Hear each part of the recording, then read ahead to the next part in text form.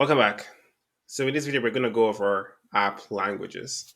So by default, in the in-house app builder, your language settings is set to default. You can, however, change the language of your application and have this reflect in like the text around in your application. All right.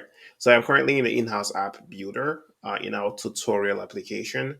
To just see the default language of our application, we need to just go into the app data, look into your app settings, and in the language, you should see the language that's currently uh, uh, active in your application.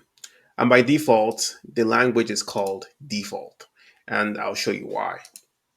So we should just go in here to a heading and just pull this in and perhaps just center this really quickly. All right. If I were to look into the element settings of our heading and just scroll down, I can see that the language here is default, right? So for your text elements, as you know, we discussed in the text element videos, whenever you drag a text element on the page, it's static and the default uh, is the default language, right? So now one thing to keep in mind that everything we are going to talk about reflect, it's basically based on static text. When it comes to dynamic text, you provide dynamic text. So you can provide it in whatever language you deem fit. But with regards to this configurations of language and like multilingual applications, this is strictly for static text. All right. So here, by default, my heading comes with a language of default. To add a different language, I would just click on the add button and select the language that I want. And in this case, I select Chinese and I'm just going to type in some Chinese. This is Chinese. All right. As you probably can tell, I do not know Chinese, but this is just a demo. All right. And it seems like the Chinese symbol here is ZH. All right. So now, as you can see, I have two texts for this one text element. Now, to basically set the language of an application, you need to use a function to do this, right? Uh, and I'm just going to jump into this and I'll show you how to do it. I'm going to just navigate into the functions tab and go into the function builder tab. I'm going to create a new function. I'm going to call this function set app lang. This is a function to set an app's language. And create. I'm just going to call this workflow logic. Just keep it simple. We're going to have only one workflow, and we're just going to have the one step, which is basically a set language. All right. And I'm just going to have a parameter here, and the parameter is going to be the language.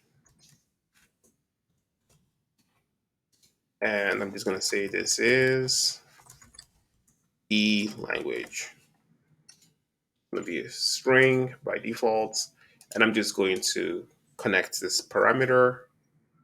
That's it. We have our function. It's very simple. It sets the app's language. I'm going to save this. I am going to deploy. All right. And now when I go back to my application, if I go to my lifecycle functions, I can look at the on app load lifecycle, and I could basically just connect my set app lang function, and I could basically say I want it to be ZH. Now you can obviously make this dynamic, right? This could be based on some route parameter, some query string parameter. If you look at a lot of sites, you usually see the language within the route of the site. You can do that here as well, but I'm just going to keep it very simple in this demonstration. I'm just going to put ZH, which is I guess Chinese, and that's it. And I'm going to just say this function changes the app's language. This, and we are going to wait for it to load to save, or we could just click on the save if we don't want to wait. And now that it's saved, I'm just going to refresh the page. And as you can see, our Chinese text shows up, right? So now our language, if we went back to the app settings, and just looked into the language, we can see that the language is now CH, right? So basically, you have, a bunch of texts, a bunch of paragraphs, um, let's just drag in a paragraph. So I have my default, right? Which is, if the language, right, that you select is not available in a given text element, then the default language is going to be displayed, right? So as you can see in this example, um, we have a paragraph that only has a default language, and we have the heading that has a default and Chinese. The application's language is currently Chinese, so because our heading has both Chinese and the default, then we take the Chinese.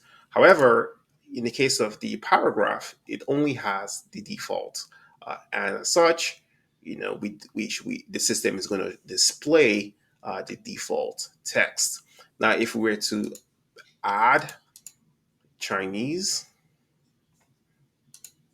right, and like say this is another fake Chinese text, all right, there you have it. Now, you've updated your element to add the language. Uh, and now, because of this element has the selected language, it would display, right, that language is text. Now, you could basically think of this as, what it is, which is basically multilingual applications. You can have as many languages. There is no limit to how many languages you can have. You can set your app language with a function.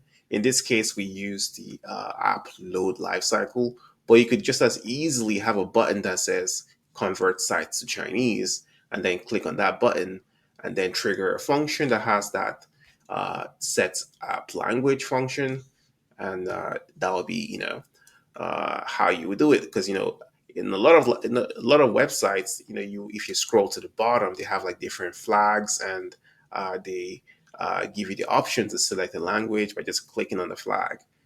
You could do that. You could do the same here. You could just connect, a function to the click event, and change the language of your application. All right, has been very easy and very simple concept. Um, we've just gone over how to set languages and how to use multiple languages in an application. All right, thank you. I will see you in the next video.